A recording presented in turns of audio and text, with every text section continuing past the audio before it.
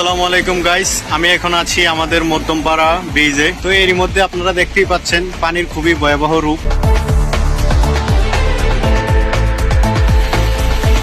রাঙ্গামাটি মারিশা বাগাইছড়ি এলাকায় সাম্প্রতিক ভারী বৃষ্টির কারণে এখানকার অনেক এলাকা পানিতে তলিয়ে গেছে। স্থানীয় মানুষের স্বাভাবিক জীবনযাত্রা ব্যাহত হয়েছে। অনেক রাস্তাঘাট পানিতে ডুবে যাওয়ায় যাতায়াতে দুর্ভোগ তৈরি হয়েছে। চারিদিকে শুধু পানি আর পানি। অনেক পরিবার নিরাপদ আশ্রয়ে যাওয়ার চেষ্টা করছে। কেউ ঘর রক্ষায় ব্যস্ত, আবার কেউ নৌকায় করে প্রয়োজনীয় জিনিসপত্র সংগ্রহ করছে।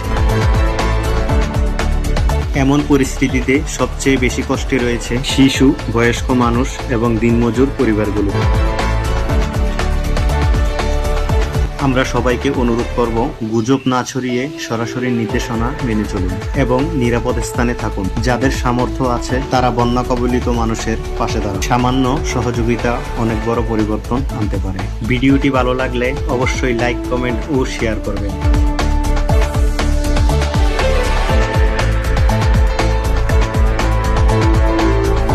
তো এরই মধ্যে আপনারা দেখতেই পাচ্ছেন পানির খুবই ভয়াবহ রূপ। তো এই বন্যার পরিস্থিতি আমি আপনাদের সামনে পুরোপুরি তুলে ধরতে পারতেছি না। তো আপডেট জানার জন্য আমার এই www.ll এই পেজটিতে চোখ রাখবেন।